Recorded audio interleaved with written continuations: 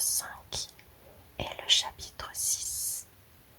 Je vous souhaite une bonne écoute. Chapitre 5. Le chemin de traverse. Harry se réveilla de bonne heure le lendemain matin. Il savait qu'il faisait jour, mais il garda les yeux fermés. Dans un demi-sommeil, il se demanda s'il n'avait pas rêvé, si le géant nommé Hagrid existait bien, s'il n'allait pas se retrouver dans son placard lorsqu'il ouvrirait les yeux. Il entendit alors frapper des coups. « C'est bien ce que je pensais, marmonna-t-il. Tout cela n'était qu'un rêve. Voilà la tante Pétunia qui cogne à la porte du placard pour me réveiller. » Tape, tape, tape. Résigné, il ouvrit les yeux et se redressa. Le gros manteau de Hagrid glissa de ses épaules, et il vit l'intérieur de la cabane illuminé de soleil. La tempête avait cessé. Hagrid dormait toujours sur le canapé écrasé, et Harry aperçut un hibou qui tapait une patte au carreau de la fenêtre, un journal dans le bec.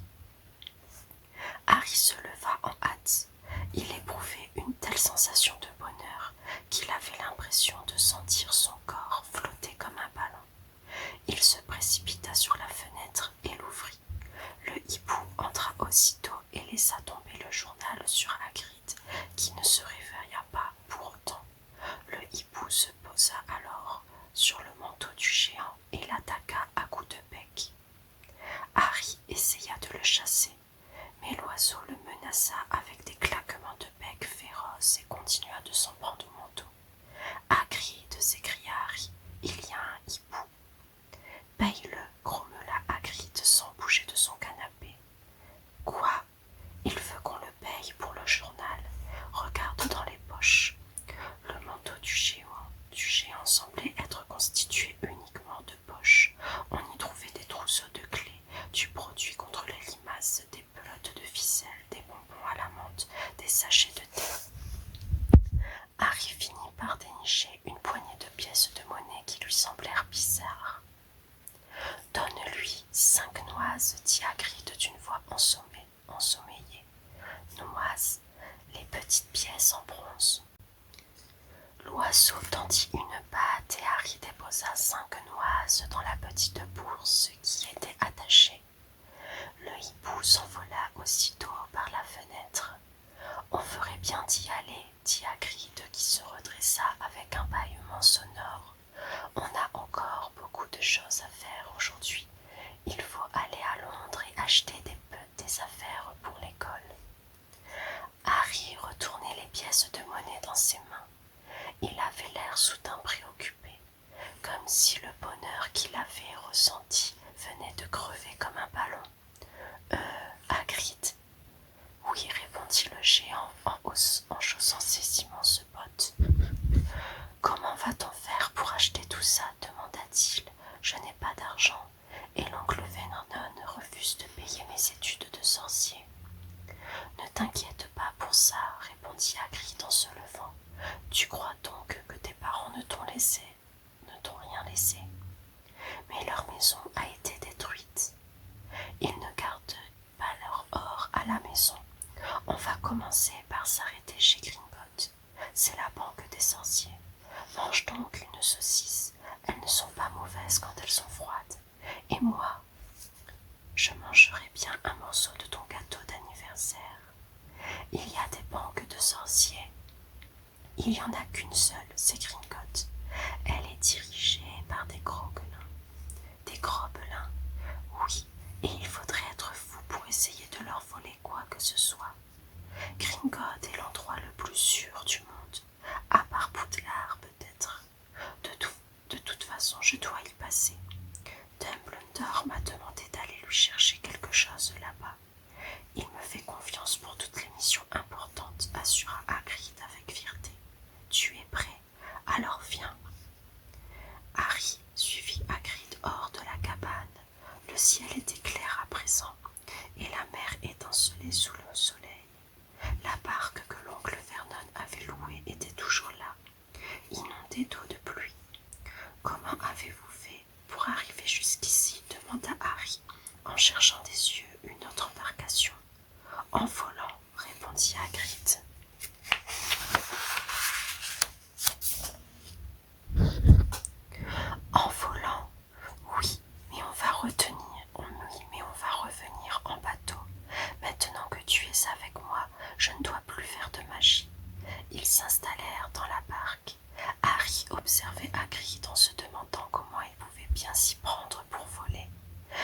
quand même un peu idiot de ramer, dit le géant, en lançant à Harry un regard de côté. Si je m'arrange pour accélérer un peu les choses, tu n'en parleras pas quand tu seras à Poudlard. Bien sûr que non, répondit Harry, qui avait hâte de voir un nouveau tour de magie.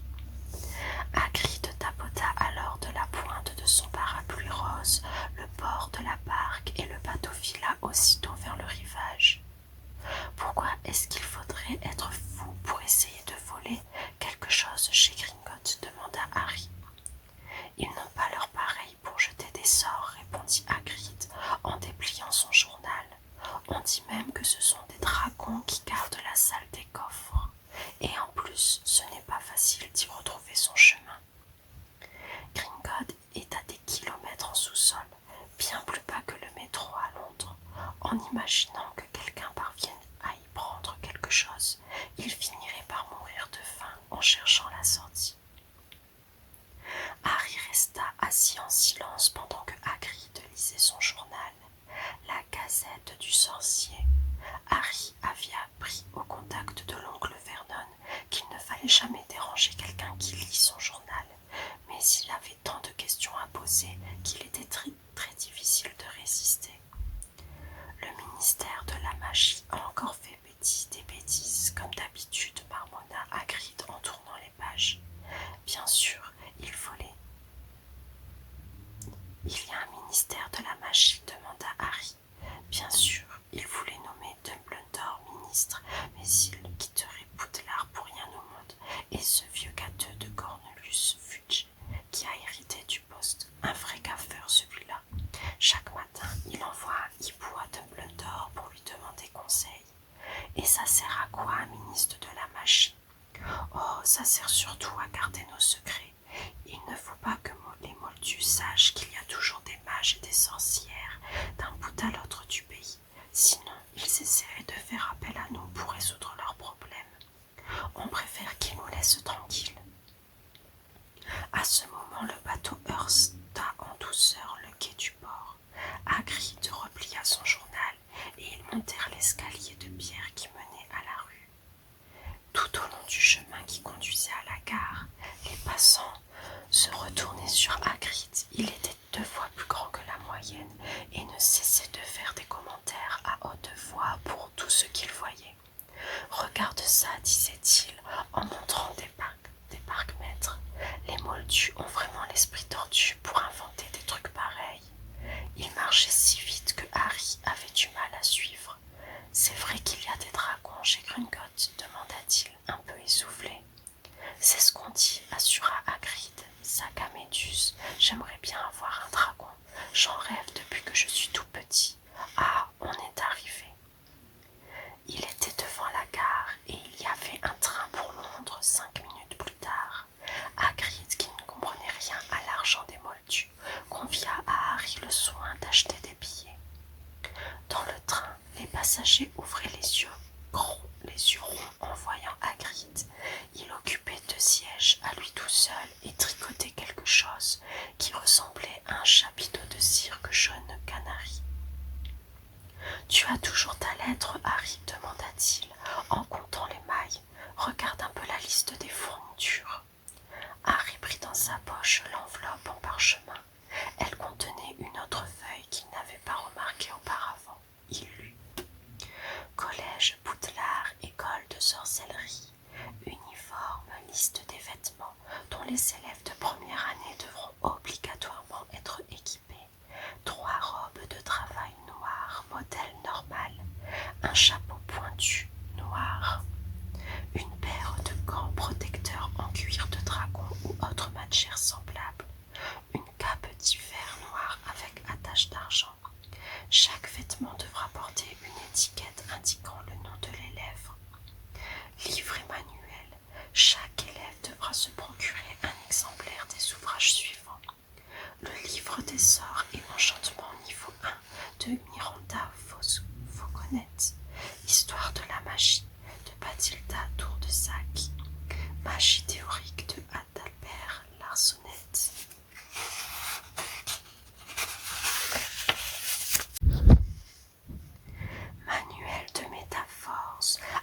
emballage des débutants de Émeric changé, mille herbes et champignons magiques, de Philida au girolles, potions magiques de Arsinus Polytron, vie et habitat des animaux fantastiques de Norbert Dragono, force obscure, comment s'en protéger de Quentin Chantron, fourniture, une baguette magique, un chaudron modèle standard en étain taille 2, une boîte de viol en verre ou cristal, un télescope, une balance en cuivre.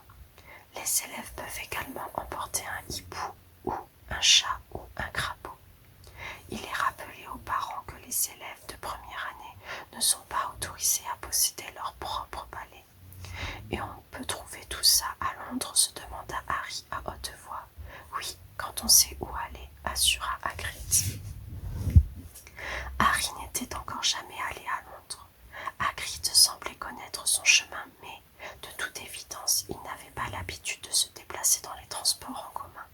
Il resta coincé dans le portillon automatique du métro et se plaignit d'une voix tornitruante que les sièges étaient trop petits et les rames trop lentes. « Je ne sais pas comment font les moldus sans la magie, dit-il, tandis qu'il escaladait un escalier roulant en panne qui menait à une rue animée bordée de magasins. Sur les trottoirs, la foule était dense, mais Hagrid était si grand qu'il n'avait aucun mal à se frayer un chemin, et Harry restait prudemment dans son sillage. Ils passèrent devant des librairies, des magasins de disques, des stands de hamburgers et des cinémas, mais aucune boutique ne semblait vendre les baguettes magiques. La rue dans laquelle ils marchaient paraissait aussi ordinaire que les passants qui les entouraient. Y avait-il vraiment des montagnes d'or magiques enterrées à des kilomètres sous leurs pieds? Y avait-il vraiment des boutiques qui vendaient des grimoires et des balais volants? N'était-ce pas plutôt une farce énorme que lui avaient faite les Dursley? Si Harry n'avait pas su que les Dursley ne possédaient pas le moindre sens de l'humour, il aurait pu le penser.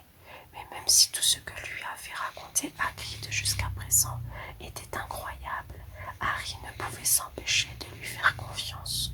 Soudain, Hagrid s'arrêta net. « C'est là, dit-il, le chaudron baveur, un endroit célèbre. » C'était un pub minuscule et miteux, coincé entre une grande librairie et une boutique de disques.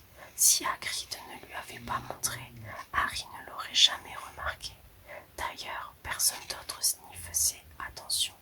C'était comme si Hagrid et Harry avaient été les seuls à le voir. Lorsque le géant le vit entrer à l'intérieur, Harry fut surpris d'un endroit célèbre, paraisse aussi sombre et misérable. De vieilles femmes étaient assises dans un coin et buvaient de petits verres de xérès.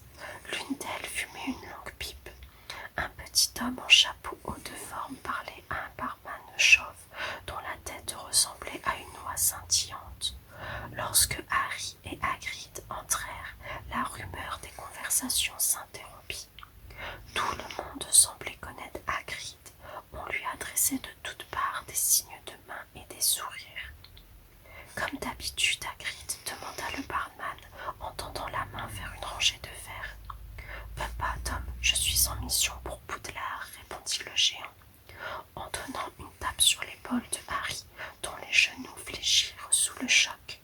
« Seigneur Dieu, dit le barman en regardant Harry, est-ce que c'est vraiment… » Soudain, les clients du chaudron baveur ne dirent plus un mot, ne firent plus un geste. « Par le ciel, murmura le vieux barman. « Harry Potter, quel honneur !» Il se hâta de contourner le comptoir et se précipita sur Harry pour lui serrer la main. Il avait les larmes aux yeux. « Soyez le bienvenu, monsieur Potter, bienvenue parmi nous. » Harry ne savait pas quoi répondre. Tous les regards étaient tournés vers lui. La vieille femme continuait de tirer sur sa pipe sans se rendre compte qu'elle s'était éteinte. Hagrid rayonnait. Puis on entendit les chaises claquer, le plancher, et en un instant plus tard, Harry se trouva entouré de gens qui tenaient à tout prix à lui serrer la main. Pas un seul client du bar n'était resté assis.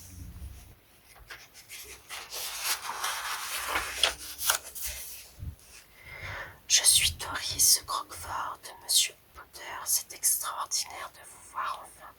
Je suis très fière de faire votre connaissance, dit quelqu'un d'autre. J'ai toujours rêvé de vous serrer la main, assura un troisième. Je suis si émue. Je suis si honorée de faire votre connaissance, monsieur Potter, dit un quatrième. Je m'appelle Tickle, Dédalus Tickle.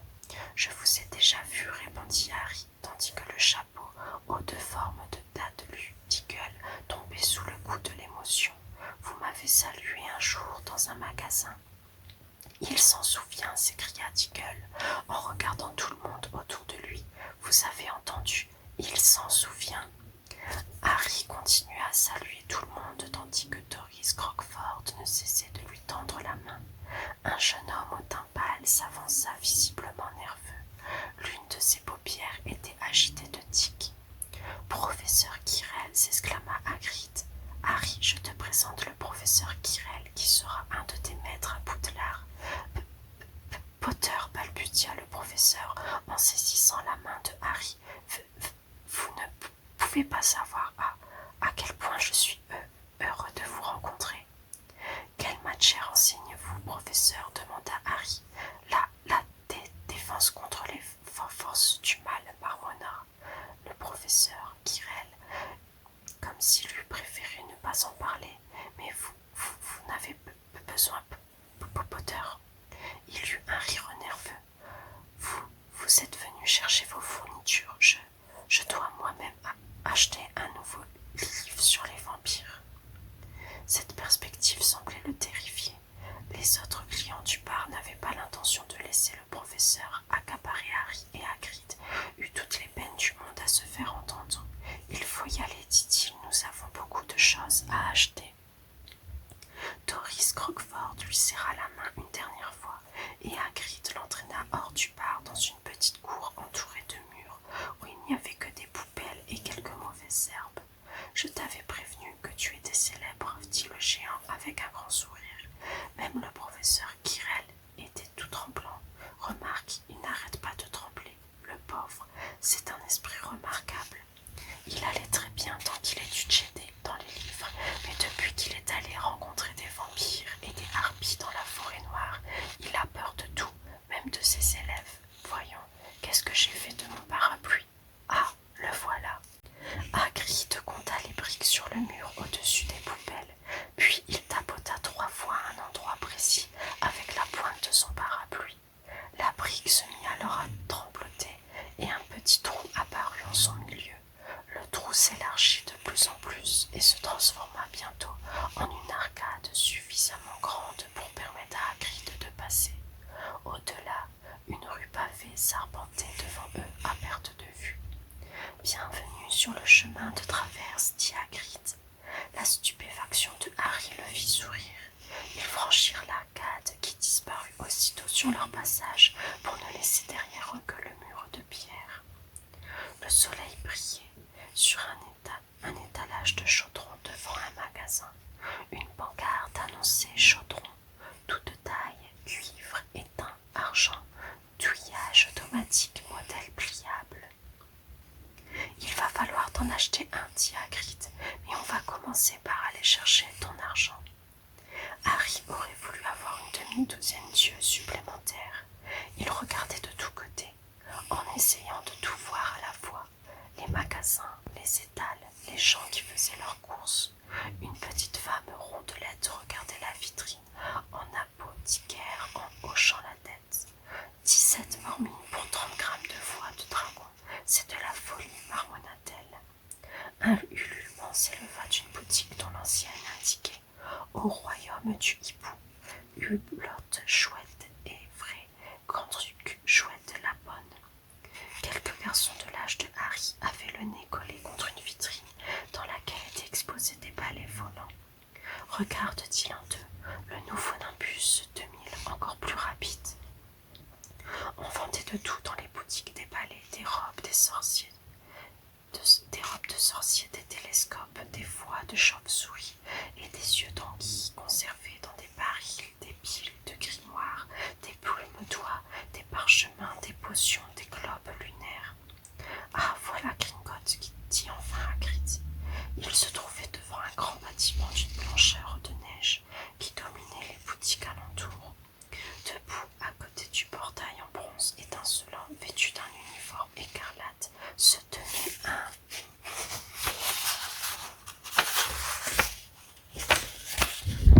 Et oui, c'est un gobelin, dit Hagrid tandis qu'il montait les marches de pierre blanche qui menaient au portail. Le gobelin avait environ une tête de moins que Harry. Il avait le teint sombre, un visage intelligent, une barbe en pointe, des pieds et des doigts longs et fins. Lorsqu'ils pénétrèrent à l'intérieur du bâtiment, le gobelin s'inclina sur leur passage. Ils se retrouvèrent devant une autre porte, en argent cette fois, sur laquelle étaient gravés ces mots. Entre ici, étranger, si tel est ton désir, mais à l'appât du gain renonce à obéir, car celui qui veut prendre et ne veut pas gagner, de sa cupidité le prix devra payer. Si tu veux t'emparer en ce lieu souterrain d'un trésor convoité qui jamais ne fut tien, voleur, tu trouveras en guise de richesse le juste châtiment de ta folle hardiesse. Comme je te l'ai dit, il faudrait être fou pour essayer de voler quelque chose ici, dit Hagrid. Deux autres gobelins s'inclinèrent devant eux et ils entrèrent dans un vaste hall tout en marbre. Derrière un long comptoir, une centaine de gobelins étaient assis sur de hauts tabourets, écrivant dans des registres, pesant des pièces de monnaie sur des balances en cuivre, examinant des pierres précieuses à la loupe. Il y avait tant de portes aménagées dans le hall qu'il était inutile d'essayer de les compter. Certaines d'entre elles s'ouvraient de temps en temps pour laisser passer des clients escortés par d'autres gobelins. Hagrid et Harry s'approchèrent du comptoir. « Bonjour, dit Hagrid à un gobelin.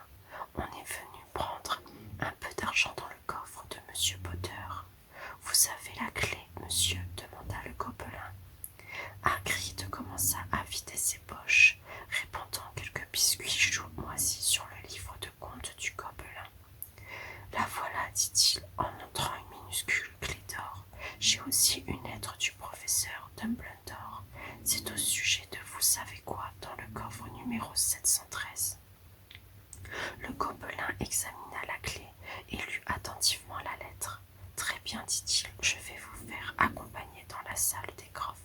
Gripsec. Un autre gobelin apparut et les conduisit aussitôt vers l'une des portes du hall. Qu'est-ce que c'est ? Le vous savez quoi dans le coffre numéro 713 demanda Harry. Ça, je ne peux pas te le dire, répondit Hagrid d'un air mystérieux, très secret. Une affaire qui concerne Poudlard. Dumbledore m'a confié une mission, mais je n'ai pas le droit d'en parler. Gripsec leur tenait la porte. Il les avait menés dans un étroit passage éclairé par des torches. Harry fut surpris de ne pas voir de marbre. Le passage était en pente raide et une voie ferrée courait en son milieu. Le gobelin siffla. Aussitôt, un wagonnet s'approcha dans un bruit de ferraille et vint s'arrêter devant eux. Lorsqu'ils furent grimpés, tous les trois, non sans difficulté pour Hagrid, le wagonnet les emporta. Tout d'abord, ils parcoururent un labyrinthe de galeries tortueuses, tournant sans cesse à droite, à gauche, sans que Gripsec ait besoin de manœuvrer le wagonnet, qui semblait connaître son chemin. Malgré le vent glacial, Harry ouvrit grand les yeux. Pendant un bref instant, il remarqua un jet de flamme au bout d'une galerie, et il se demanda si c'était un dragon. Mais le wagonnet avait déjà bifurqué dans une autre direction. Ils s'enfoncèrent de plus en plus loin dans les profondeurs et longèrent un lac souterrain bordé de stalactites et de stalagmites. J'oublie toujours la différence entre stalactites et stalagmites, cria Harry pour couvrir le bruit du wagonnet. Dans stalactite, il y a M, répondit Hagrid, et ne me pose pas de questions maintenant, je commence à avoir mal au cœur. Enfin, le wagonnet s'arrêta devant une petite porte. Le teint verdâtre Hagrid alla s'appuyer contre le mur, les genoux tremblants. Je me rends malade de voyager là-dedans, dit-il d'une voix sourde. Gripsec ouvrit la porte. Un panache de fumée verte s'échappa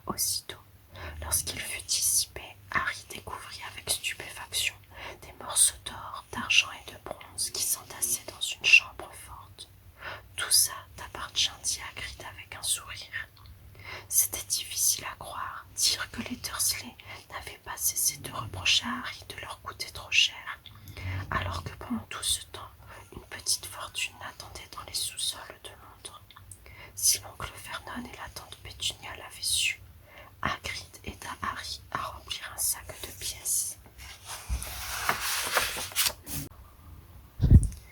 Celles en or sont des caillons, lui expliqua-t-il. En argent, ce sont les mormies. Il y a 17 mormies d'argent dans un caillon d'or et 29 noises de bronze dans une mornie. C'est facile à retenir. Avec ça, tu auras de quoi couvrir tes frais pendant l'année scolaire. On va laisser le reste dans le coffre. Et maintenant, au numéro 713, s'il vous plaît, ajouta-t-il en se tournant vers Gripsec. Et si on pouvait y aller un peu moins vite? Désolé, monsieur, répondit le gobelin, la vitesse des wagonnets n'est pas réglable. Il repartit dans le labyrinthe en s'efforçant encore davantage dans les entrailles de Gringotts. La température devenait de plus en plus glaciale, tandis que le wagonnet continuait sa course en prenant des virages en angle droit. Ils passèrent par-dessus un ravin, et Harry se pencha pour scruter ses profondeurs, mais Hagrid le ramena en arrière par la peau du cou. La chambre forte numéro 713 ne possédait pas de serrure. Reculez un peu, dit Gripsec d'un air important. Il caressa alors la porte du bout des doigts et elle disparut soudain comme si elle s'était volatilisée. C'est quiconque d'autre qu'un gobelin essayait d'ouvrir cette porte, il serait aspiré au travers et deviendrait prisonnier de la chambre forte. Et vous vérifiez de temps en temps s'il n'y a pas quelqu'un à l'intérieur, demanda Harry. Tous les 10 ans environ, répondit Gripsec avec un sourire mauvais. Une chambre forte si bien protégée devrait contenir un trésor fabuleux, pensa Harry. Mais il fut déçu de constater qu'elle était vide.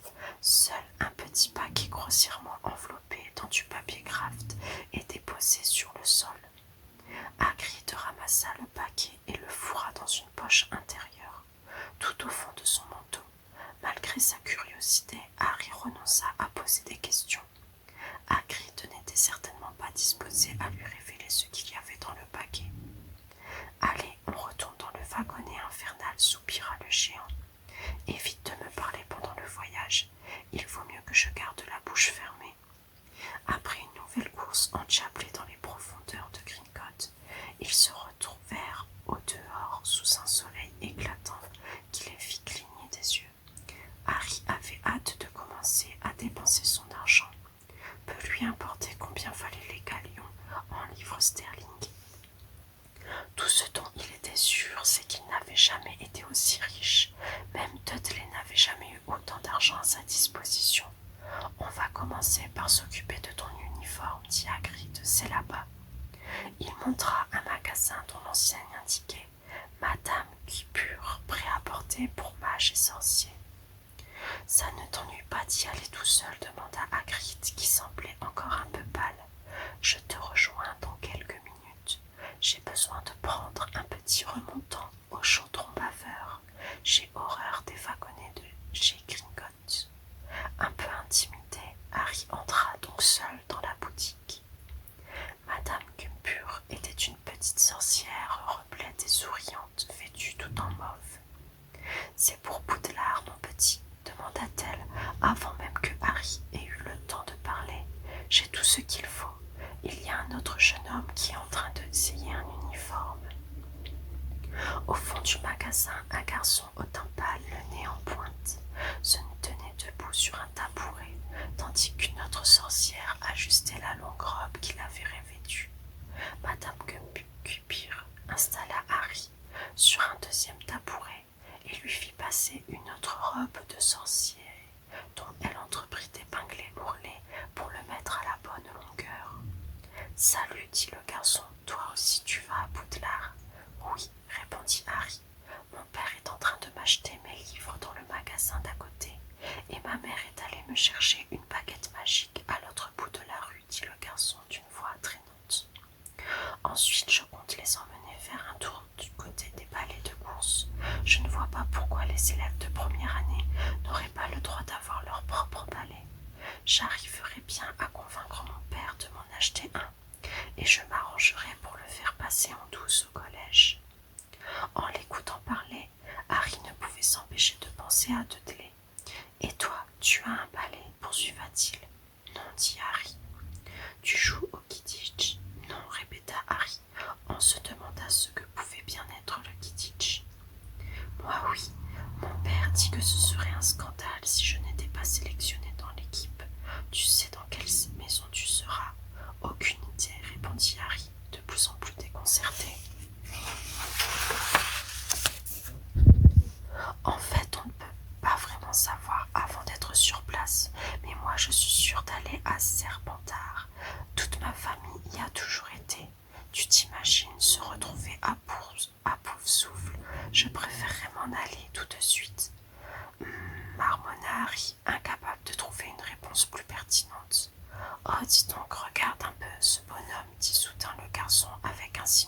en direction de la vitrine du magasin.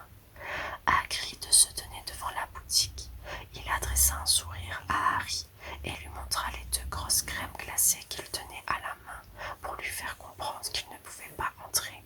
« C'est Hagrid, dit Harry, content de savoir quelque chose que le garçon ignorait. Il travaille à Poudlard. Ah oui, j'en ai déjà entendu parler. C'est une sorte de domestique, non? Il est garde-chasse, précisa Harry, qui éprouvait de plus en plus d'empathie pour le garçon. C'est ça, on m'a dit que c'était une espèce de sauvage. Il habite dans une cabane dans le parc de Poudlard et il se saoule de temps en temps.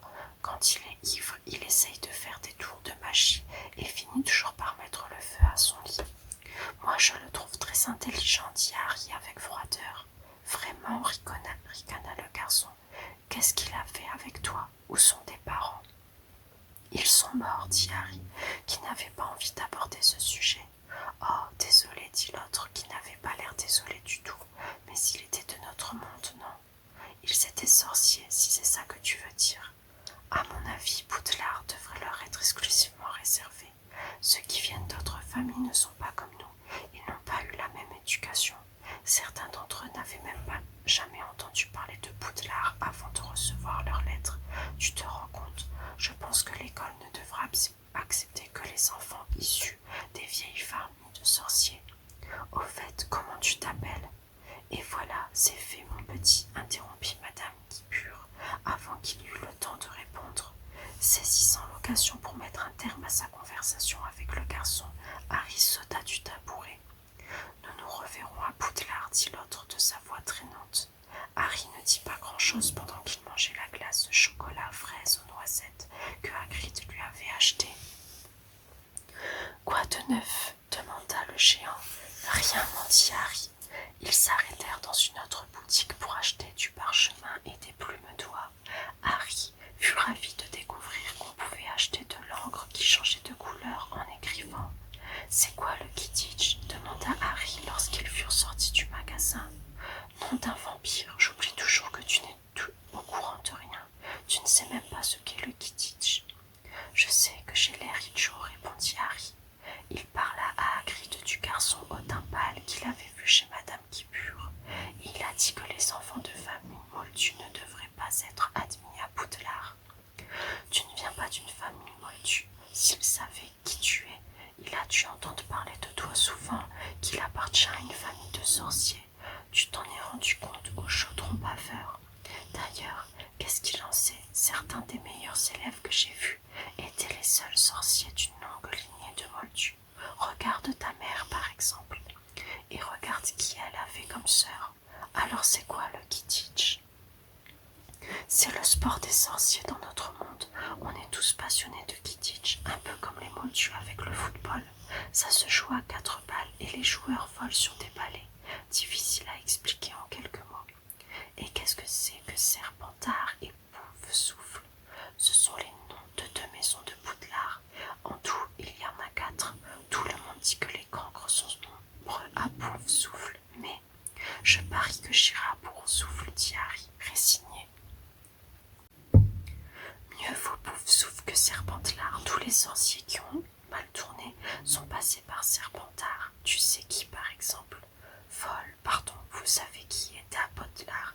Oui, il y a bien des années.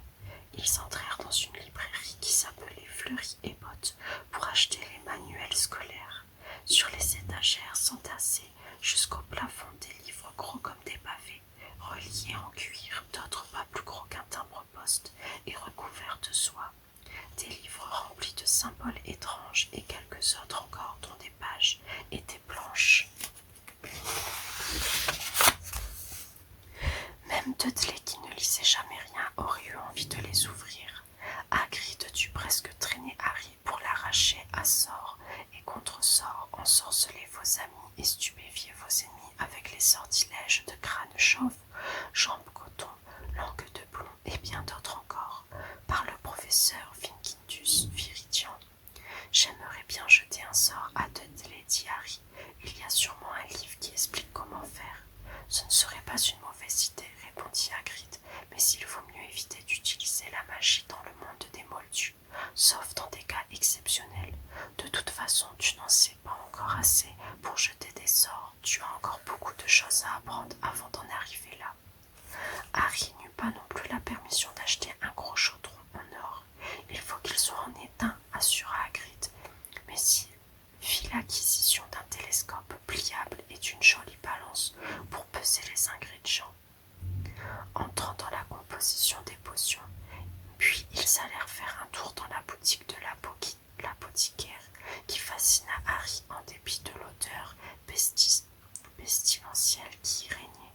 Un mélange d'œufs pourris et de choux avariés. Des tonneaux contenant des substances gluantes s'alignaient sur le sol. Disposés sur des étagères, on voyait des bocaux remplis d'herbes, de racines séchées et de poudre brillante, des plumes d'oiseaux, des crochets de serpents, des serres de rapaces pendaient au plafond, pendant que Hagrid demandait à l'apothicaire les ingrédients de base nécessaires à la fabrication de potions. Harry examina des cornes argentées de licorne à vin et un galion pièce et de minuscules yeux de scarabée d'un noir brillant, 5 noises la poignée. Ils continuèrent leur emblette dans les boutiques qui s'alignaient le long de la rue, et bientôt il ne resta plus que la baguette magique à acheter. Il faut aussi que je t'offre un cadeau pour ton anniversaire, ajouta Hagrid. Harry se sentit rougir. Vous n'êtes pas obligé, dit-il.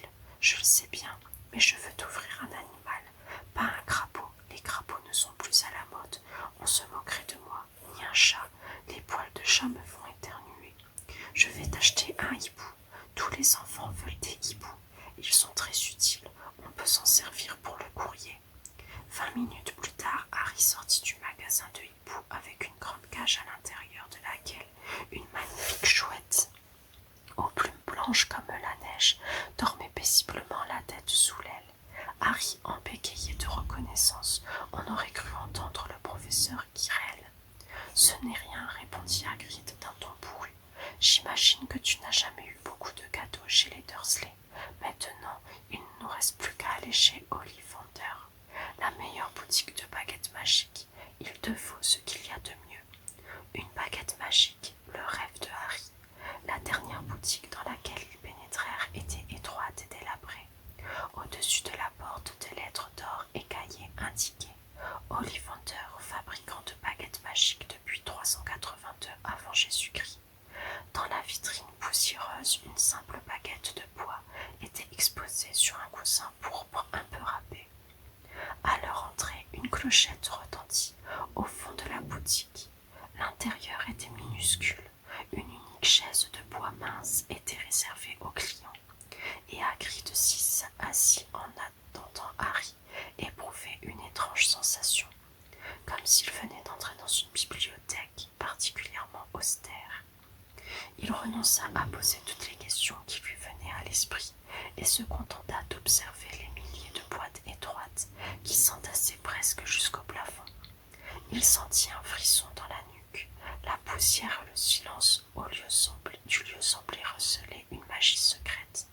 « Bonjour, dit une voix douce.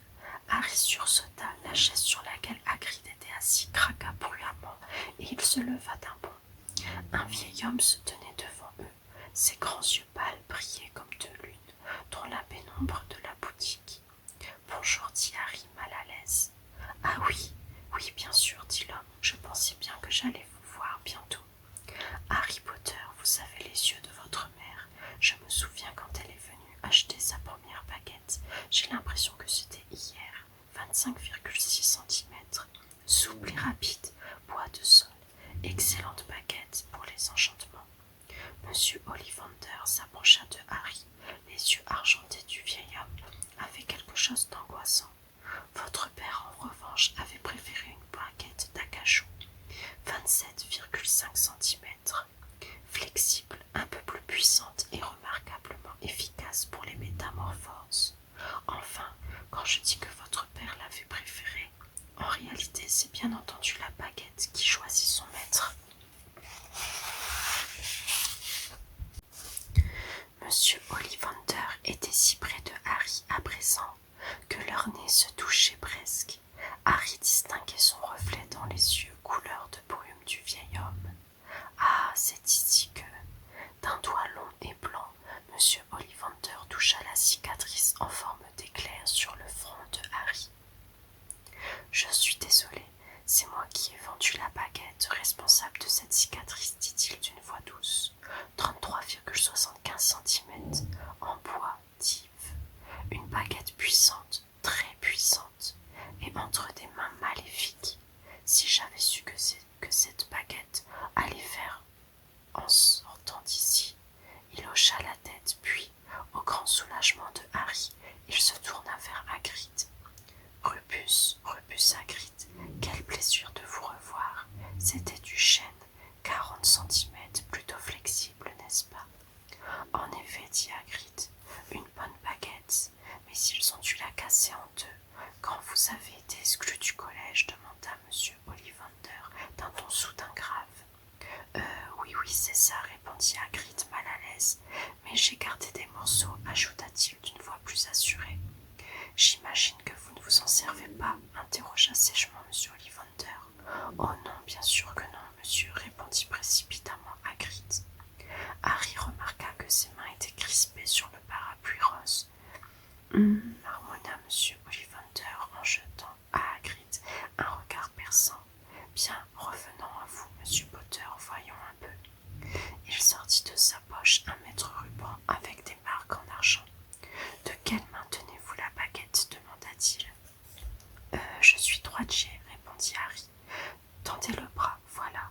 Il mesura le bras de Harry de l'épaule jusqu'au bout des doigts, puis du poignet jusqu'au coude, puis la hauteur de l'épaule jusqu'au pied, puis du genou à l'aisselle, et enfin il prit son tour de tête.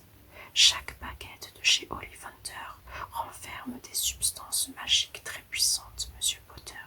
Nous utilisons du poil de licorne, des plumes de phénix, ou des ventricules de cœur de dragon, et de même qu'on ne trouve pas de licorne, de dragon ou de phénix exactement semblables, il n'existe pas deux baguettes de chez Ollivander qui soient identiques. J'ajoute, bien entendu, qu'aucune autre baguette magique ne vous donnera des résultats aussi satisfaisants que les nôtres. Le vieil homme alla prendre des boîtes disposées sur des étagères, tandis que le maître ruban continuait tout seul de prendre les dernières mesures nécessaires, l'écartement des narines notamment. Ça ira comme ça, dit l'homme, et le maître ruban tomba en un petit tas sur le sol. Essayez donc celle-ci, Monsieur Potter. Elle est en bois de hêtre et contient du ventricule de dragon, 22,5 cm, très flexible, agréable à tenir en main. Prenez-la et agitez-la un peu. Harry prit la baguette et la fit tournoyer légèrement en se sentant parfaitement idiot. Mais Monsieur Ollivander la lui arracha presque aussitôt des mains et lui en fit essayer une autre. Bois d'érable et plumes de phénix, 17,5 cm, très flexible. Essayez. Harry l'essaya, mais à peine avait-il levé la baguette que Monsieur Ollivander la lui arracha également des mains. Non, plutôt celle-ci, bois d'ébène et grain de licorne, 21,25 cm, très souple. Allez-y, essayez. Harry l'essaya, puis une autre encore. Il ne comprenait pas ce que voulait Monsieur Ollivander. Bientôt, il y eut un morceau de baguette magique posé sur la chaise en bois mince, mais aucune ne convenait. Un client difficile, commenta Monsieur Ollivander d'un air satisfait, mais nous finirons bien par trouver celle qui vous convient. Voyons celle-ci, une combinaison originale, bois de houx et plumes de phénix, 27,5 cm, facile à manier, très souple. Harry prit la baguette et sentit aussitôt une étrange chaleur se répandre dans ses doigts. Il la leva au-dessus de sa tête, puis la baissa en la faisant siffler dans l'air. Une gerbe d'étincelles rouges et or jaillit alors de l'extrémité de la baguette, projetant sur les murs des lueurs mouvantes. Hagrid applaudit en poussant une exclamation et enthousiaste. « Bravo !» s'écria Monsieur Ollivander. « Très bien, vraiment très bien. Étrange, très étrange. » Il reprit la baguette et la remit dans sa boîte, qu'il enveloppa de papier craft, en continuant de marmonner. « Étrange, vraiment étrange. » « Excusez-moi, dit Harry, mais qu'est-ce qui est donc étrange ?» Le vieil homme fixa Harry de ses yeux pâles. « Je me souviens de chaque baguette que j'ai vendue, Monsieur Potter, répondit-il. Or, le phénix sur lequel a été prélevée la plume, qui se trouve dans une baguette, a également fourni une autre plume à une autre baguette. Il est très étrange que ce soit précisément cette baguette qui vous est convenue, car sa sœur n'est autre que celle-ci qui vous a fait cette cicatrice au front.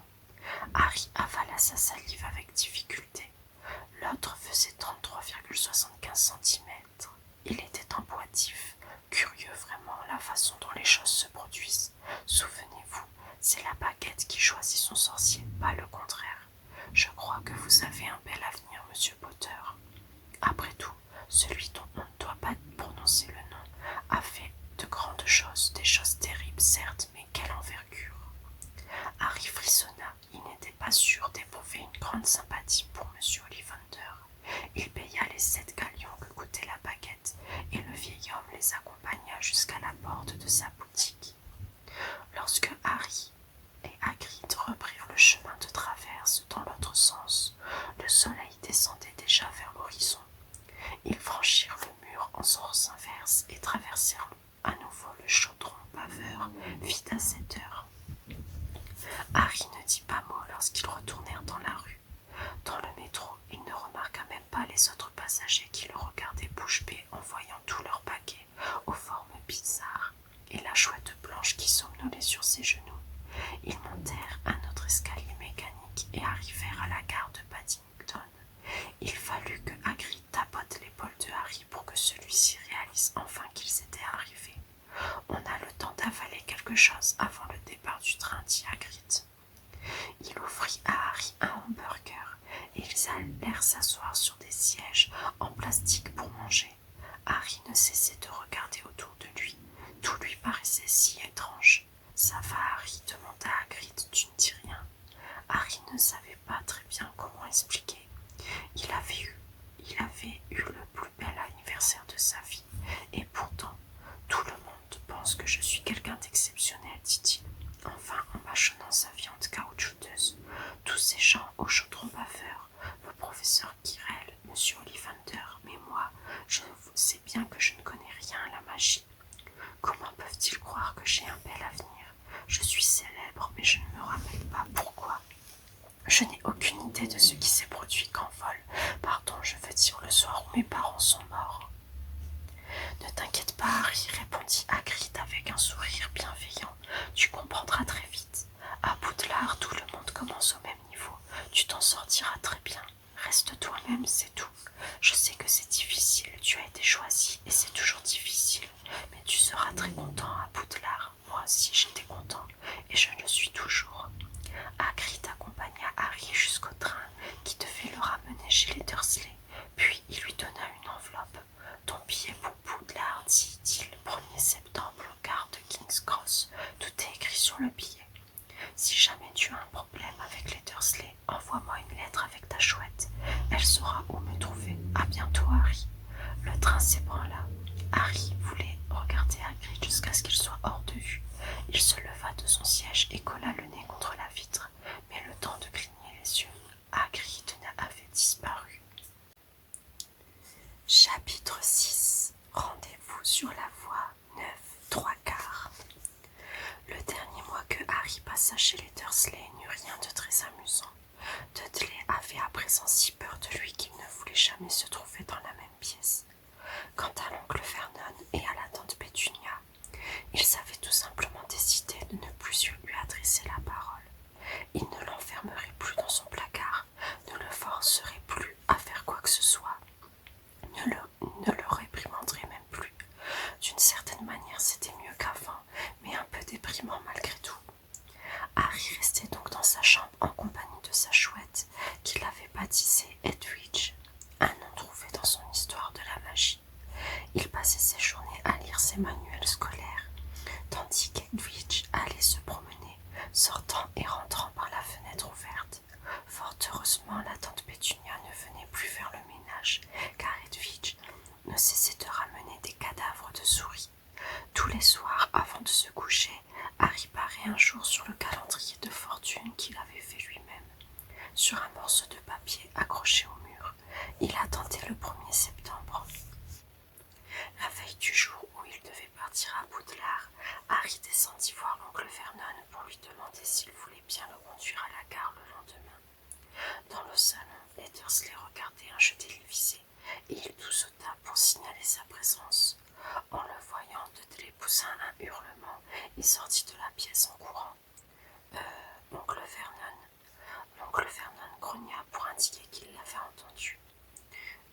Il faudrait que je sois à la gare de King's Cross demain pour aller à Poudlard. L'oncle Vernon grogna à nouveau. Est-ce que tu voudrais bien m'y conduire? Grognement. Harry pensa que c'était sa façon de dire oui. Merci. Il s'apprêtait à remonter l'escalier lorsque l'oncle Vernon se mit à parler. Drôle de façon d'aller dans une école de sorciers. Le train, les tapis volants sont en panne. Harry ne répondit rien. D'ailleurs, où se trouve-t-elle cette école? Je ne sais pas, dit Harry, en prenant conscience pour la première fois de son ignorance à ce sujet. Je dois prendre le train à la gare de King's Cross à 11h, sur la voie 9 3/4, ajouta-t-il en regardant le billet que Hagrid lui avait donné. Son oncle et sa tante l'observèrent avec des yeux gros. La voie combien? 9 3/4. Ne dis pas de bêtises, dit l'oncle Vernon.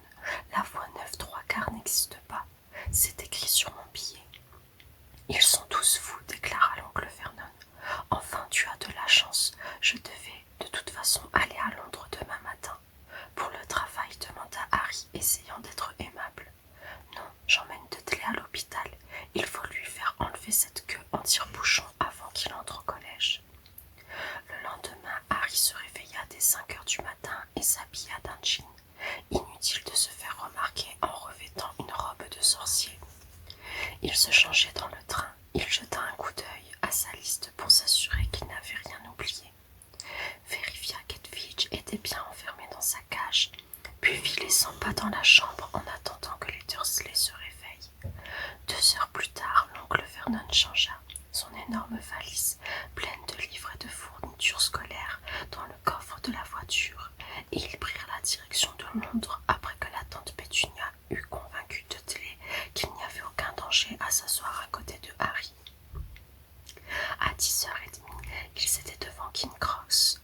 L'oncle Vernon mit la grosse valise sur un chariot et accompagna Harry jusqu'à l'entrée des voies. « Et voilà, mon garçon, dit-il, la voie 9 est ici, la voie 10 juste à côté.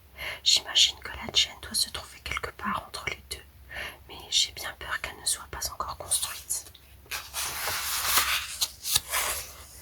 Il avait raison, bien sûr. Il avait un gros chiffre en plastique au-dessus de chacun des deux quais et rien du tout au milieu. Bon voyage, et l'oncle Vernon repartit vers la voiture sans ajouter un mot.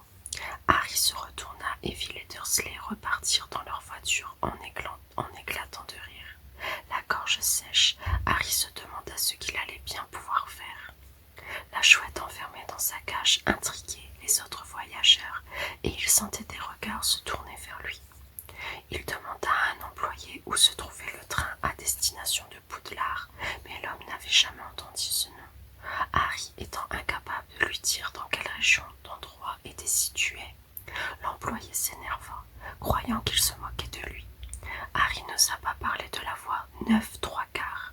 Il se contenta de demander d'où partait le train de 11h, mais l'employé lui répondit qu'aucun train ne partait à cette heure-là. Il s'éloigna en maudissant tous ces gens qui lui faisaient perdre son temps. Harry s'efforça de ne pas céder à la panique. La grosse horloge au-dessus du tableau des arrivées lui indiqua qu'il lui restait 10 minutes avant le départ du train, mais il ne savait absolument pas comment faire pour y monter. Il était seul au milieu de la gare avec une valise qu'il pouvait à peine soulever, la poche pleine d'argent qui n'avait cours que chez les sorciers, et une grande cage avec une chouette à l'intérieur. Il se demanda si Hagrid n'avait pas oublié de lui dire quelque chose d'important sur la façon dont il devait s'y prendre pour trouver son train, comme lorsqu'il avait tapé sur la 3e brique à gauche pour pénétrer sur le chemin de traverse. Il se demandait s'il convenait de sortir sa baguette magique pour en tapoter le composteur situé entre les deux quais, lorsqu'il entendit un groupe de voyageurs parler derrière lui. La gare est pleine de moldus. Il fallait s'y attendre, dit une voix.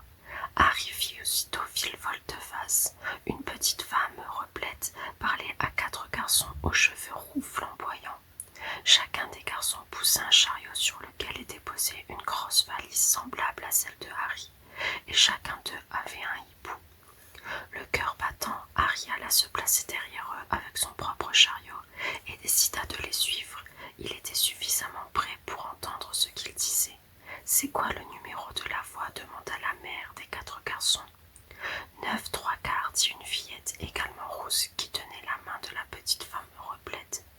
aussi je veux aller à Poudlard. Tu n'es pas encore assez grande, Ginny. Ce sera pour plus tard. Vas-y, Percy, passe le premier. Celui qui semblait être l'aîné des 4 garçons se dirigea vers les voies 9 et 10. Harry l'observait attentivement, mais un groupe de touristes arriva au même moment et lui boucha la vue. Lorsque le dernier touriste fut passé, le garçon avait disparu. « Fred, à toi maintenant, dit la mère. »« Fred, c'est pas moi c'est Georges, dit le garçon. Franchement, tu crois que c'est digne d'une mère de confondre ses enfants? Tu ne vois pas que je suis Georges? Désolé, mon chéri. C'était pour rire, dit le garçon. En fait, Fred, c'est moi. Il s'avança à son tour vers les voies, tandis que son frère jumeau lui disait de se dépêcher. Et il se dépêcha si bien qu'un instant plus tard, il avait disparu. Le troisième garçon se volatilisa de la même manière, sans que Harry comprenne comment il s'y était pris. « Excusez-moi, dit alors Harry à la petite femme replète. « Toi, je parie que c'est la première fois que tu vas à Poudlard. Ron aussi est nouveau, dit la femme en montrant son plus jeune fils, un grand dadais avec de grands pieds, de grandes mains et des taches de rousseur. C'est ça, dit Harry, et je ne sais pas comment on fait pour. Ne t'inquiète pas, dit la femme, il suffit de marcher droit vers la barrière qui est devant toi, entre les 2 tourniquets. Ne t'arrête pas et n'aie pas peur de te cogner, c'est très important. Si tu as le trac, il vaut mieux marcher très vite. Vas-y, passe devant Ron. Oui, d'accord, dit Harry. Il fit tourner son chariot et regarda la barrière entre les voies 9 et 10. Elle paraissait très solide. Il s'avança alors en poussant son chariot et marcha de plus en plus vite, bousculé par les voyageurs qui se hâtaient vers les voies 9 et 10. Penché sur son chariot, il se mit à courir. La barrière se rapprochait dangereusement. Trop tard pour freiner à présent, il n'était plus qu'à 50 centimètres. Il ferma les yeux et entendit le choc. Mais il n'y eut pas de choc, il continua de courir sans rencontrer aucun obstacle. Et lorsqu'il rouvrit les yeux, il vit une locomotive rouge le long du quai où se pressait une foule compacte. Au-dessus de sa tête, une pancarte signalait « Poudlard Express, 11 heures ».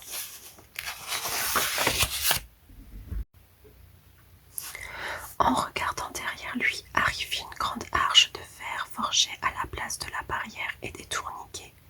Un panneau indiquait « Voie 3/4 ». Il avait réussi à trouver son train. De la fumée s'échappait de la locomotive et se répandait au-dessus de la foule. Des chats de toutes les couleurs se glissaient çà et là entre les jambes des passagers. Et la rumeur des conversations était ponctuée par le bruit des balises traînées sur le quai et les hurlements que les hiboux échangeaient d'un air grognon. Les premiers wagons étaient déjà pleins d'élèves. Certains, penchés aux fenêtres, bavardaient avec leurs parents pendant que d'autres se battaient pour une place assise. Harry poussa son chariot le long du quai, alors à la recherche d'une place libre. Il passa devant un garçon au visage joufflu qui disait « Grand-mère, j'ai encore perdu mon crapaud ». Neville, soupira la vieille dame. Un petit groupe se pressait autour d'un garçon coiffé avec des dreadlocks. « Allez, montre-nous ça, vas-y ». Le garçon souleva le couvercle de la boîte qu'il tenait dans les mains, et tout le monde se mit à hurler en voyant surgir une longue patte velue. Harry se fraya un chemin parmi la foule jusqu'au dernier wagon où il trouva enfin un compartiment vide. Il posa d'abord la cage d'Edwidge à l'intérieur du wagon, puis il essaya de hisser sa valise sur le marchepied, mais il ne parvint qu'à la laisser tomber sur son pied.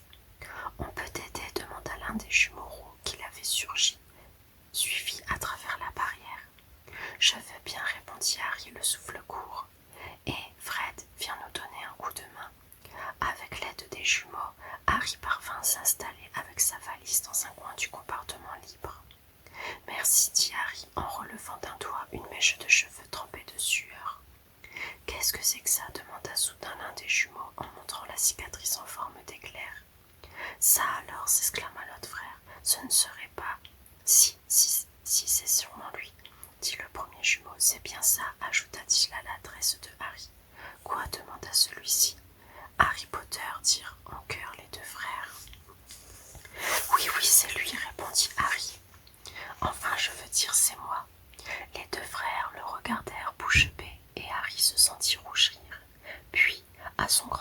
soulagement, une voix retentit à la porte du wagon. « Fred, George, vous êtes là? On arrive, maman. » Après avoir jeté un dernier coup d'œil à Harry, les jumeaux se hâtèrent de redescendre sur le quai. Harry s'assit dans le coin près de la fenêtre. À demi caché, il pouvait observer et entendre la famille aux cheveux roux sans être vue. La mère venait de sortir son mouchoir. « Ron, dit-elle, tu as quelque chose sur le nez. » Le plus jeune des 4 frères essaya de se dérober, mais sa mère l'attrapa par le bras et se mit à lui frotter le bout du nez. « Non, laisse-moi tranquille, dit-il en parvenant à se dégager. « Ma parole, le petit Ron à sa maman a quelque chose sur son nez, dit l'un des jumeaux. « Ferme-la, répliqua Ron. « Où est Percy ? Demanda la mère. « Il arrive. » L'aîné des garçons apparut, la démarche décidée. Il avait déjà revêtu la robe noire de Poudlard et Harry remarqua épinglé sur sa poitrine un petit insigne brillant qui portait la lettre P. « Je ne peux pas rester très longtemps, maman, dit-il. Je dois aller à l'avant du train. Les préfets ont un compartiment réservé. »« Tu es préfet, Percy, dit l'un des jumeaux avec surprise. Tu aurais dû nous prévenir, on n'en savait rien. »« Attends, je crois bien qu'il nous en a soufflé un mot une fois, dit l'autre jumeau. Peut-être même 2 fois. Maintenant que tu me le rappelles, je crois même qu'il nous en a parlé pendant 1 minute entière. Et même pendant tout l'été, à bien y réfléchir. »« Ça suffit, dit Percy, le préfet. »« Comment ça se fait que Percy ait une robe neuve ?» s'étonna l'un des jumeaux. « Parce qu'il est préfet, répondit leur mère d'une voix émue. « Fais bon voyage, mon chéri, et envoie-moi un hibou quand tu seras arrivé. » Elle embrassa Percy sur la joue, et celui-ci s'éloigna. Elle se tourna ensuite vers les jumeaux. « Vous 2, vous allez être sages cette année, lança-t-elle. Si jamais je reçois un hibou qui me dit que vous avez fait exploser les toilettes. » Faire exploser les toilettes, on n'a jamais fait ça, mais c'est une bonne idée, merci maman. Et occupez-vous bien de Ron. Ne t'en fais pas, le petit Ron à sa maman n'aura rien à craindre avec nous. Ça suffit, dit Ron. Il était presque aussi grand que les jumeaux, et son nez était tout rose, à l'endroit où sa mère l'avait frotté. Et maman, devine qui on vient de voir dans le train, dit l'un des jumeaux.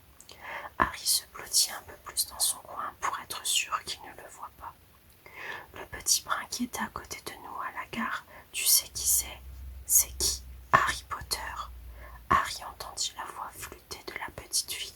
« Oh, maman, je peux monter dans le train pour aller le voir ?» demanda-t-elle. « Tu l'as déjà vu ?» répondit sa mère. « Et d'ailleurs, ce pauvre garçon n'est pas une bête curieuse qu'on va voir au zoo.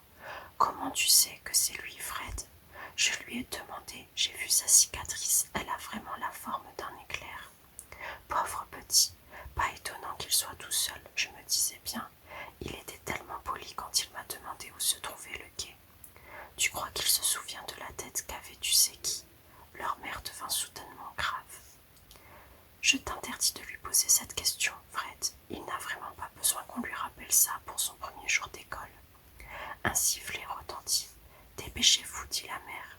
Les 3 garçons montèrent dans le wagon. Percy l'aîné était déjà parti s'installer en tête du train. En voyant partir ses frères, la petite fille se mit à pleurer. « T'en fais pas, lui dit l'un des jumeaux par la fenêtre ouverte. On t'enverra plein de hiboux. Et un siège de toilette de Poudlard, ajouta son frère. Georges s'indigna, sa mère. C'était pour rire, maman. Le train s'ébranla. Harry vit la mère des garçons faire de grands signes de la main, tandis que la petite sœur, pleurant et riant à la fois, courait le long du quai pour suivre le wagon. Lorsque le train prit de la vitesse, Harry regarda la mère et la fillette devenir de plus en plus petites, puis disparaître. Les maisons qui portaient la voie défilaient devant la fenêtre du compartiment. Harry éprouvait un sentiment d'excitation. Il ne savait pas ce qui lui attendait, mais c'était certainement mieux que ce qu'il laissait derrière lui. La porte du compartiment s'ouvrit et le plus jeune des frères aux cheveux roux entra. « La place est libre » demanda-t-il en montrant le siège en face de Harry. « Les autres compartiments sont pleins. » Harry hocha la tête et le garçon s'assit. Il jeta un coup d'œil à Harry, puis se tourna du côté de la fenêtre d'un air indifférent. Il avait toujours une tache noire sur le bout du nez. « Et Ron, les jumeaux étaient de retour. On va dans le wagon du milieu, dit l'un.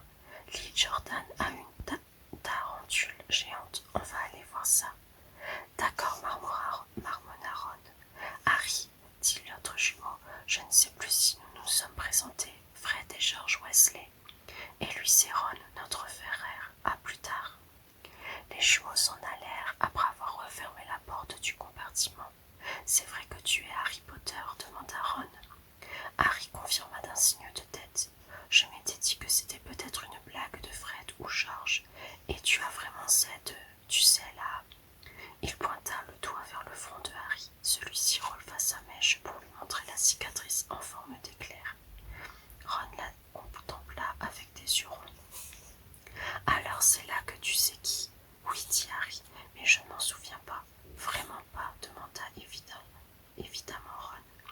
Je me souviens d'une lumière verte éblouissante, c'est tout. Eh ben dis donc. Il fixa Harry pendant quelques instants, puis comme s'il s'était soudain rendu compte de ce qu'il faisait, il regarda à nouveau par la fenêtre. Ils sont tous sorciers dans ta famille, demanda Harry, qui s'intéressait autant à Ron que Ron à lui. Oui, je crois, répondit Ron. Il paraît que maman a un cousin qui est comptable, mais on ne parle jamais de lui à la maison. Alors tu dois être déjà très fort en magie. Les Weasley étaient certainement l'une de ces vieilles familles de sorciers auxquelles faisait allusion le garçon au visage pâle qu'il avait rencontré sur le chemin de traverse. J'ai entendu dire que tu avais vécu dans une famille de moldus. Ils sont comment ces gens-là? Horrible, répondit Harry. Enfin, pas tous. En tout cas, ma tante, mon oncle et mon cousin sont abominables. J'aurais bien voulu avoir 3 frères sorciers. 5, rectifia Ron. Son visage s'était soudain assombri. Je suis le 6e à aller à Poudlard dans la famille. J'ai intérêt à être à la hauteur. Bill et Charlie, mes 2 frères aînés, ont déjà fini leur étude. Bill était préfet en chef et Charlie capitaine de l'équipe de Quidditch. Maintenant, c'est Percy qui est préfet. Préfet, qu'est-ce que c'est que ça? Demanda Harry. C'est un élève chargé de maintenir la discipline, répondit Ron. Une sorte de pion. Tu ne savais pas ça? Je ne suis pas beaucoup sorti de chez moi, confessa Harry. Fred et George font pas mal de bêtises, poursuivit Ron, mais ils ont de bonnes notes et tout le monde les trouve très drôles. Et moi, on voudrait que je fasse aussi bien que les autres. Mais même si j'y arrive, personne ne s'en apercevra parce que je serai le 6e à le faire. Et on trouvera ça normal. Quand on a 5 frères, on n'a jamais rien de neuf. J'ai les vieilles robes de sorcier de Bill, la vieille baguette magique de Charlie et le vieux rat de Percy. Ron sortit de sa poche un gros rat gris qui dormait. Il s'appelle Croutard et il ne sert à rien, il dort tout le temps. Mon père a offert un hibou à Percy quand il était nommé préfet, mais il n'avait pas les moyens de... Enfin, je veux dire, c'est moi qui ai hérité de Croutard.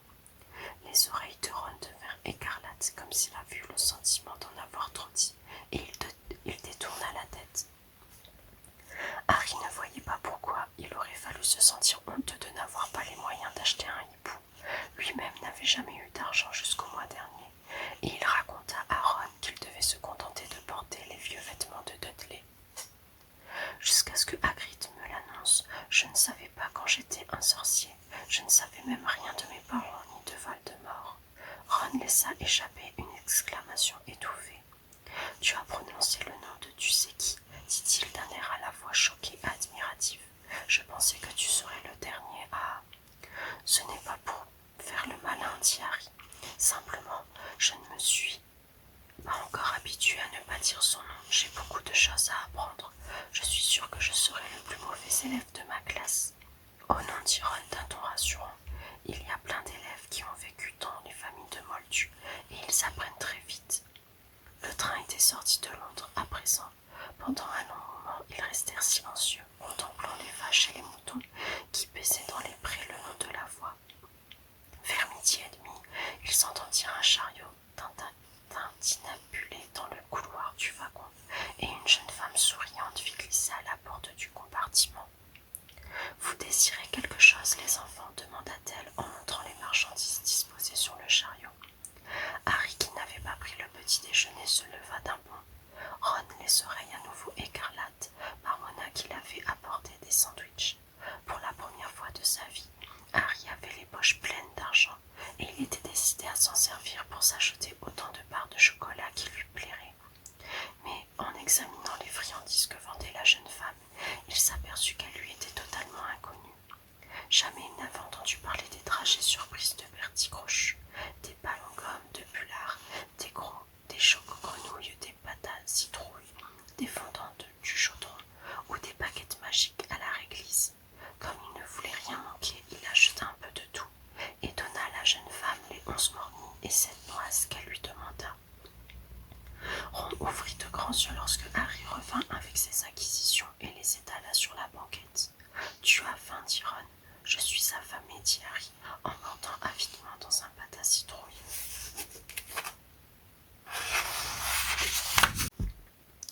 Ron était en train de déballer un paquet qui contenait 4 sandwichs. Il en prit un et fit la grimace. « Ma mère oublie toujours que j'ai horreur du cornet de bœuf, soupira-t-il. Si tu veux, je te l'échange contre ce qui te plaira. Il ne faut surtout pas manger ça, c'est tout sec, dit Ron. Ma mère n'a pas beaucoup le temps de faire la cuisine. Nous sommes 5 enfants à la maison. Vas-y, serre-toi, proposa Harry, ravi de pouvoir partager quelque chose avec quelqu'un pour la première fois de sa vie. C'est quoi ça demanda-t-il en montrant un paquet de choco-grenouilles. Ce ne sont pas de vraies grenouilles, j'espère. Non, mais regarde, la carte qui est à l'intérieur, j'en fais collection. Il me manque Agrippa. La carte. Dans chaque paquet de choco-grenouilles, il y a une carte sur un sorcier ou une sorcière célèbre. J'en ai déjà 500, mais il m'en manque 4, encore quelques-unes. Agrippa et Ptolémée, par exemple. Harry ouvrit un paquet de choco-grenouilles et trouva la carte. Elle montrait la photo d'un homme avec des lunettes en demi-lune, un long nez aquilin, une chevelure argentée, une barbe et une moustache. Sous le portrait était écrit le nom du personnage, Albus Dumbledore. « C'est lui, Dumbledore, s'exclama Harry. Ne me dis pas que tu n'en as jamais entendu parler. Tiens, passe-moi un autre choco-grenouille. J'y trouverai peut-être une carte qui me manque. » Harry retourna la carte et lut Albus Dumbledore, actuel directeur du collège Poudlard, considéré par beaucoup comme le plus grand sorcier des temps modernes. Dumbledore s'est notamment rendu célèbre en écrasant, en 1945, le mage Grindelwald de sinistre mémoire. Il travailla en étroite collaboration avec l'alchimiste Nicolas Flamel, et on lui doit la découverte des propriétés du sang de dragon. Les passe-temps préférés du professeur Dumbledore sont le bowling et la musique de chambre. Harry regarda à nouveau la photo et fut stupéfait de constater que Dumbledore avait disparu. « Il est parti, s'écria-t-il. Tu ne voudrais pas qu'il reste là toute la journée, dit Ron. Mais ne t'en fais pas, il va revenir. Oh non, je suis encore tombée sur Morgane. J'en avais déjà 6, tu la veux. Tu pourras commencer une collection. Ron regarda avec envie la pile de choco-grenouilles qui attendait d'être ouverte. Vas-y, serre-toi, dit Harry, tu sais, chez les moldus, les gens restent immobiles sur leurs photos, expliqua-t-il. Ah bon, ils ne vont jamais faire un tour, demanda Ron, étonné. Ça, c'est vraiment bizarre. Harry vit alors Dumbledore reprendre sa place sur la photo et lui adresser un petit sourire. Ron avait beaucoup plus de plaisir à manger les choco-grenouilles qu'à regarder les portraits des sorcières et des sorciers célèbres. Mais Harry, lui, n'arrivait pas à en détacher les yeux. Bientôt, en plus de Dumbledore et de Morgane, il trouva les cartes de Hengist, de Watercroft, d'Albéric Grugnon, de Circé, de Paracels et de Merlin.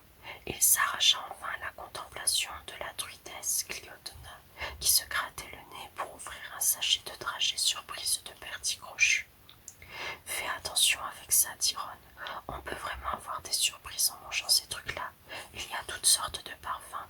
Si tu as de la chance, tu peux avoir chocolat, menthe ou orange. Mais parfois, on tombe sur épinards ou foie et tripes. Georges dit qu'un jour, il en a eu un sang au sang de gobelin. Ron prit une dragée verte, l'examina attentivement et en mordit prudemment l'extrémité. « Burke !» s'exclama-t-il, du chou de Bruxelles. Pendant un bon moment, ils s'amusèrent à manger des dragées surprises.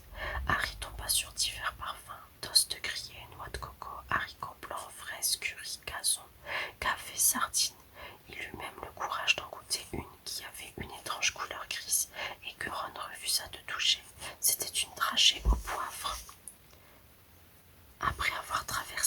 paysage de campagne aux champs bien dessinés. Le train abordait à présent une région plus sauvage avec des forêts, des collines, des rivières qui serpentaient parmi les arbres. Quelqu'un frappa à la porte du compartiment et le garçon joufflu que Harry avait déjà vu sur le quai 9 3/4 entra. Il avait l'air de pleurer. « Vous n'auriez pas vu un crapaud ?» demanda-t-il. Ils firent non de la tête. « Je l'ai perdu » se lamenta le garçon. « Il n'arrête pas de s'échapper. Il va sûrement revenir, dit Harry. « Oui, soupira le garçon d'un air accablé. Mais si tu le vois… » Et il sortit. « Je me demande pourquoi il s'inquiète tellement, dit Ron. Si j'avais un crapaud, je ferais tout mon possible pour le perdre, Marc. Je n'ai rien à dire avec Croutard. » Pourtant, pendant tout le temps, le rat de Ron avait continué de dormir sur les genoux de son maître. Il pourrait aussi bien être mort, on ne verrait pas la différence, soupira Ron. Hier, j'ai essayé de lui jeter un sort. Je voulais changer sa couleur en jaune pour le rendre un peu plus drôle, mais ça n'a pas marché. Je vais te montrer, regarde. Il fouilla dans sa valise et en sortit une vieille baguette magique tout abîmée. Quelque chose de blanc brillait à son extrémité. Elle est tellement vieille que le poil de licorne commence à sortir.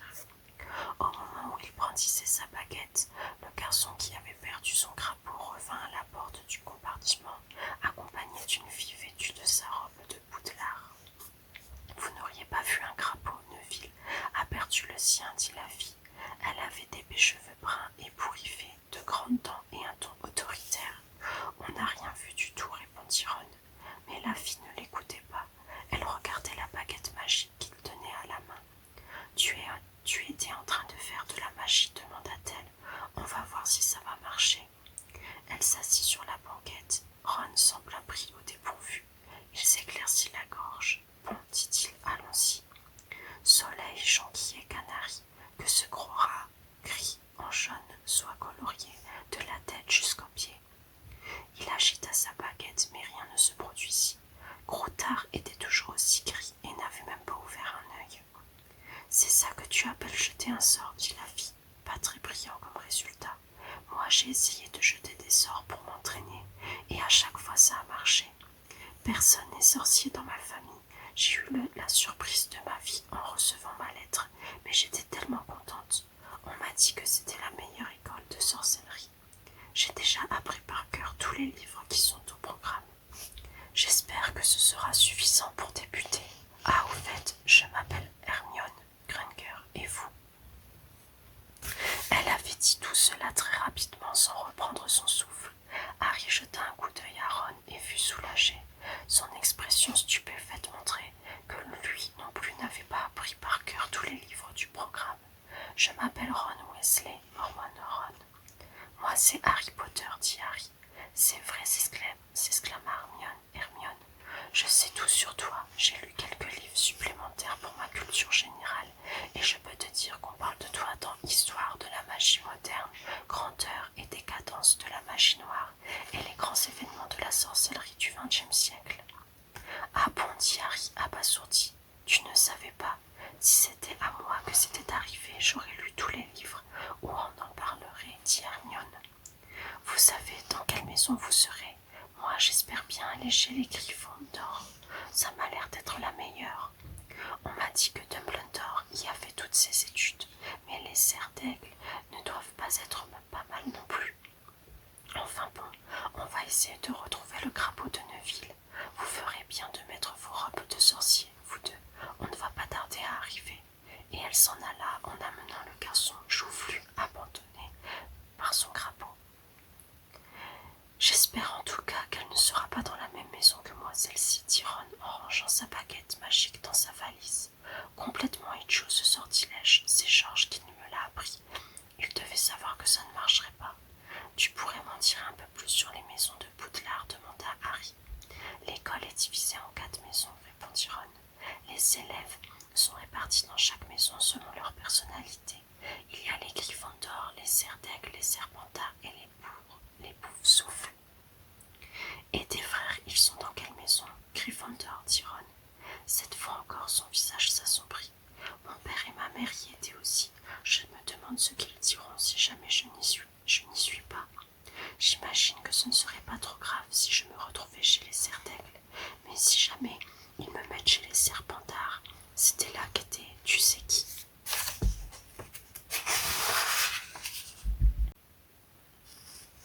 Folle, je veux dire, tu sais qui a fait ses études à Serpentard.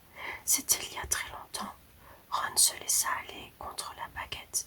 La conversation sur les maisons de Poudlard semblait le démoraliser complètement. On dirait que le bout des moustaches de Croutard a un peu jauni, dit Harry pour changer de sujet. Qu'est-ce qu'ils font tes frères aînés depuis qu'ils ont fini leurs études? Il se demandait ce que pouvait bien devenir un sorcier une fois ses diplômes en poche. Charlie est en Roumanie pour faire des recherches sur les dragons et Bill est en Afrique en mission pour Gringotts. À propos de Gringotts, tu es au courant de ce qui s'est passé? Il y a tout un article dans la Gazette du Sorcier, mais j'imagine qu'on ne lit pas ça chez les moldus. Des voleurs ont forcé un coffre. Harry ouvrit de grands yeux. Et qu'est-ce qui leur est arrivé? Rien, ils ne se sont pas fait prendre. C'est pour ça qu'on parle tellement. Mon père dit qu'il faut être un grand expert en magie noire pour s'introduire chez Gringotts, mais apparemment ils n'ont rien emporté. C'est bizarre, bien sûr. Quand ce genre de choses arrive, tout le monde a peur de tu sais qui soit dans le coup. Harry retourna dans sa tête la nouvelle qu'il venait d'apprendre. Il commençait à ressentir un frisson de crainte chaque fois qu'on lui parlait de vous savez qui. C'était sans doute la conséquence de son entrée dans le monde magique. Il se sentait beaucoup moins à l'aise qu'au temps où il pouvait prononcer le nom de Voldemort sans s'inquiéter. « C'est quoi ton équipe de Quidditch préférée ?» demanda Ron. Je ne connais pas les équipes à vous, Harry. »« Quoi ?» s'exclama Ron, abasourdi. « Tu ne sais rien du Quidditch, c'est le plus beau jeu du monde. » Il entreprit alors de lui en expliquer les règles, les 4 balles en jeu, les différents postes occupés par les joueurs. Il lui raconta les plus beaux matchs qu'il avait vus en compagnie de ses frères et lui décrivit en détail le balai volant qu'il aurait aimé acheter. S'il avait eu assez d'argent pour ça, il était en train de lui expliquer les aspects les plus complexes du jeu lorsque la porte du compartiment s'ouvrit à nouveau. Cette fois-ci, ce n'était ni Neville ni Hermione Granger. 3 élèves de Poudlard entrèrent et Harry reconnut parmi eux le garçon au teint pâle dont il avait fait la connaissance dans la boutique de vêtements de Madame Gumpure. Cette fois, il regardait Harry avec beaucoup plus d'intérêt que lors de la première rencontre. « Alors c'est vrai, lança-t-il, on dit partout que Harry Potter se trouve dans ce compartiment, c'est toi ?» ?»« Oui, dit Harry. » Il regarda les 2 autres garçons, tous 2 étaient solidement bâtis et avaient l'air féroces. Debout de chaque côté du garçon au teint pâle, ils avaient l'air de garde du corps. « Lui c'est Crabbe et l'autre c'est Goyle, » dit le garçon d'un air détaché. « Moi je m'appelle Malfoy, Draco Malfoy. » Ron eut une toux discrète qui ressemblait à un ricanement. Draco Malfoy tourna les yeux vers lui. « Mon nom te fait rire, inutile de te demander le tien. Mon père m'a dit que tous les Weasley ont les cheveux roux, des taches de rousseur et beaucoup trop d'enfants pour pouvoir les nourrir. » Il se tourna à nouveau vers Harry. « Fais bien attention à qui tu fréquentes, Potter. Si tu veux éviter les gens douteux, je peux te donner des conseils. » Malfoy lui tendit la main, mais Harry refusa de la serrer. « Je n'ai besoin de personne pour savoir qui sont les gens douteux, » dit-il avec froideur. Les joues pâles du garçon rossirent légèrement. « Si j'étais toi, je serais un peu plus prudent, Potter, » dit-il lentement. « Si tu n'es pas plus poli, tu vas finir comme tes parents. Eux aussi ont manqué de prudence.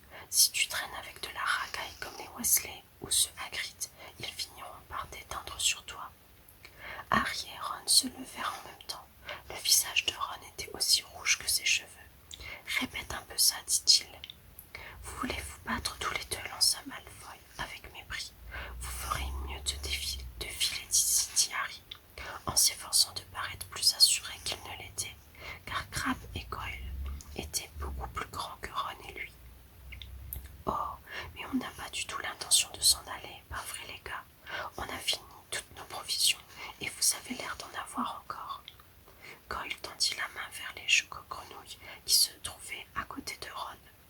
Ron se jeta aussitôt sur lui, mais avant qu'il ait pu toucher son adversaire, celui-ci poussa un hurlement épouvantable.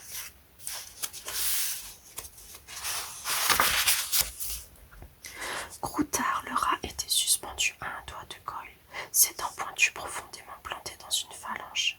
Crabbe et Malfoy reculèrent d'un pas tandis que Goyle, toujours hurlant, agitait la main en tous sens pour essayer de se débarrasser de Croutard. Le rat finit par lâcher prise et fut projeté contre la fenêtre. Les trois garçons s'éclipsèrent aussitôt, craignant sans doute que d'autres rats se soient cachés parmi les friandises. Quelques instants plus tard, Hermione Granger arriva à son tour dans le compartiment. « Qu'est-ce qui s'est passé ici ?» demanda-t-elle, en voyant les friandises étalées par terre et Ron qui tenait Croutard par la queue. « Je crois bien qu'il est assommé, dit Ron. Il examina le rat de plus près. « Ça, c'est incroyable, s'exclama-t-il. Il n'est pas assommé, il s'est tout simplement rendormi. » En effet, Croutard dormait paisiblement. « Tu le connaissais déjà, ce Malfoy ?» demanda Ron. Harry lui raconta sa rencontre avec lui sur le chemin de traverse. « J'ai entendu parler de sa famille, dit Ron d'un air sombre. Ils ont été parmi les premiers à revenir de notre côté quand tu sais qui a disparu. Ils ont prétendu qu'ils avaient été victimes d'un mauvais sort, mais mon père n'y croit pas. Il dit que le père de Malfoy n'a pas besoin de mauvais sorts pour se mettre dans le camp des forces du mal. Vous feriez bien de vous changer, dit Hermione. Je suis allée voir le machiniste dans la locomotive et il m'a dit que nous étions presque arrivés. Vous ne vous êtes quand même pas battu, j'espère. Vous cherchez les ennuis avant même qu'on soit là-bas. C'est Croutard qui s'est battu, pas nous, répliqua Ron en lui lançant un regard noir. Ça ne t'ennuierait pas de nous laisser tranquilles pendant qu'on se change. D'accord, je m'en vais, dit Hermione d'un air hautain. J'étais venue vous voir parce que les autres ne font que des bêtises. Ils courent dans le couloir comme des idiots, et toi tu as une saleté sur le nez si tu veux savoir. Ron lui adressa un regard féroce, tandis qu'elle sortait du compartiment. Dehors, la nuit commençait à tomber. Des montagnes et des forêts défilaient sous un ciel pourpre, et le train semblait perdre de la vitesse. Ron et Harry enfilèrent leurs robes de sorcier. Celle de Ron était un peu trop courte pour lui. On voyait ses chaussures et le bas de son pantalon. Une voix retentit alors dans le train. « Nous arrivons à Poudlard dans 5 minutes. Veuillez laisser vos bagages dans les compartiments. Ils seront acheminés séparément dans les locaux scolaires. » Harry sentit son estomac se contracter et il vit Ron pâlir sous ses taches de rousseur. Après avoir rempli leurs poches des dernières friandises qui restaient, ils rejoignirent la foule des élèves qui se pressaient dans le couloir. Lorsque le train s'arrêta enfin, tout le monde se précipita vers la sortie et descendit sur un quai minuscule plongé dans la pénombre. L'air frais de la nuit fit frissonner Harry. Une lampe se balança alors au-dessus de leur tête et Harry entendit une voix familière. « Les premières années par ici, suivez-moi, ça va, Harry. » La grosse tête hirsute de Hagrid le regarda rayonnant, dominant la foule des élèves. « Les premières années sont là. Allez, suivez-moi et faites attention où vous mettez les pieds. En route !» Glissant et trébuchant, la file des élèves suivit Hagrid le long d'un chemin étroit et escarpé qui s'enfonçait dans l'obscurité. Harry pensa qu'il devait se trouver au cœur d'une épaisse forêt. Personne ne parlait beaucoup. Neville, celui qui avait perdu son crapaud, renifla à plusieurs reprises. « Vous allez bientôt apercevoir Poudlard, dit Hagrid en se retournant vers eux après le prochain tournant. Il y eut alors un gros « Oh !»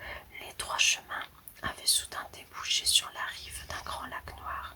De l'autre côté du lac, perché au sommet d'une montagne, un immense château, hérissé de toutes pointures, étincelait de toutes ses fenêtres dans le ciel étoilé. « Pas plus de 4 par barque, lança Hagrid en montrant une flotte de petits canots alignés le long de la rive. Harry et Ron partagèrent leur barque avec Hermione et Neville. « Tout le monde est casé, cria Hagrid, qui était lui-même monté dans un bateau, alors en avant. D'un même mouvement, les barques glissèrent sur l'eau du lac. c'était aussi lisse que du verre. Tout le monde restait silencieux, les yeux fixés sur la haute silhouette du château dressé au sommet d'une falaise. Baissez la tête, dit Hagrid lorsqu'ils atteignirent la paroi abrupte. Tout le monde s'exécuta, tandis que les barques franchissaient un rideau de lierre qui cachait une large ouverture taillée dans le roc. Les bateaux les emportèrent le long d'un tunnel sombre qui semblait les mener sous le château. Ils arrivèrent alors dans une sorte de crique souterraine et débarquèrent sur le sol rocheux. « Et toi là-bas, c'est à toi ce crapaud, dit Hagrid, qui regardait dans les barques pour voir si personne n'en avait rien oublié. Très fort, s'écria Neville en tendant les mains.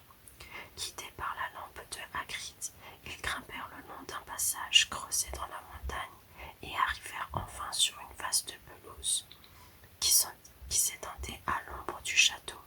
Ils montèrent une volée de marches et se pressèrent devant l'immense porte d'entrée en chêne massif. « Tout le monde est là, demanda Hagrid. « Toi là-bas, tu as toujours ton crapaud. » Puis le géant leva son